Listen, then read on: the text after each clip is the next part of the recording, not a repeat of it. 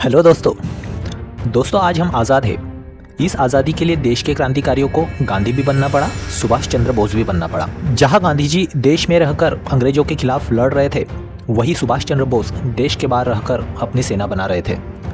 नेताजी ने रानी लक्ष्मीबाई के जन्मदिन पर देश की सबसे पहली वुमेन आर्मी बनाई, नाम दिया झांसी रेजिमेंट।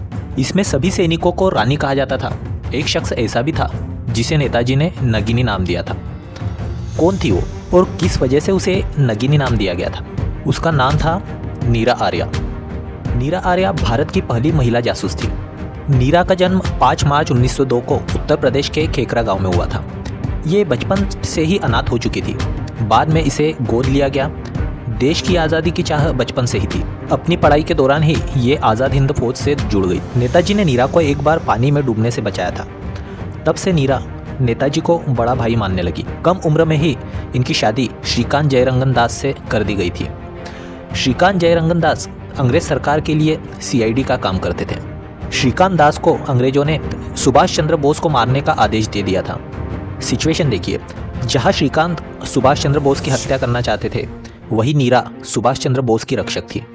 श्रीकांत दास ने सुभाष चंद्र बोस को मारना चाहा, पर ऐसा नहीं हो पाया और नीरा ने अपने पति श्रीकांत की छुरा घोंपकर हत्या कर दी थी।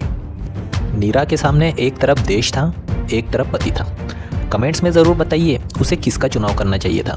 नीरा को ब्रिटिश सरकार ने कैद करके आजीवन कारावास काले पानी की सज़ा सुनाई थी।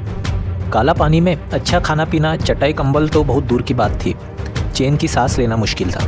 नीरा की बस एक ही चिंता थी, यहाँ रहते मैं देश के लिए कैसे लड़ पाऊंगी। कारावास में इन्हें सुभाष चंद्र बोस के बारे में पूछताछ के दौरान कई शारीरिक यातनाएं दी गई, पर इन्होंने मुंह नहीं खोला। ऐसी यातनाएं भी दी गई थी जो हम किसी दुश्मन को भी नहीं देना चाहेंगे। अगर इस समय नीरा अपना मुंह खोल देती तो आज कहानी कुछ और ही होती। आज हमारे लिए आज़ादी का मतलब ऐशो आराम की ज़िंदगी है। उस समय आज़ादी का मतलब अंग्रेज़ों से लड़ना था। इनका इतना अहम योगदान होने के बाद भी कम्युनिस्ट इतिहासकारों ने इनका जिक्र तक नहीं किया। इनकी इसी बहादुरी के कारण सुभाष जी ने इन्हें नगीनी की उपाधि दी थी। देश की आज़ादी के बाद इन्हें रिहा कर दिया गया था। अफसोस की बात है, देश के लिए इतने त्याग देने के बाद भी इन्हें हैदराबाद में फूल बेचकर गुजारा करना पड़ा। इन्होंने कोई भी सरकारी सहायता या पेंशन स्वीकार नहीं की थी।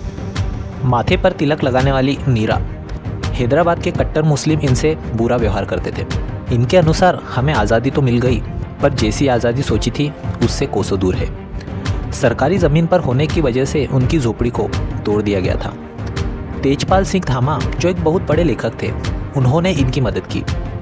साल 1998 में इन्होंने आखिरी सांस ली। इनके मरने पर धामा जी ने नेशनल फ्लैग का बंदोबस्त करके उनका अंतिम संस्कार करवाया। धामा जी ने इनकी आत्मकथा लिखी।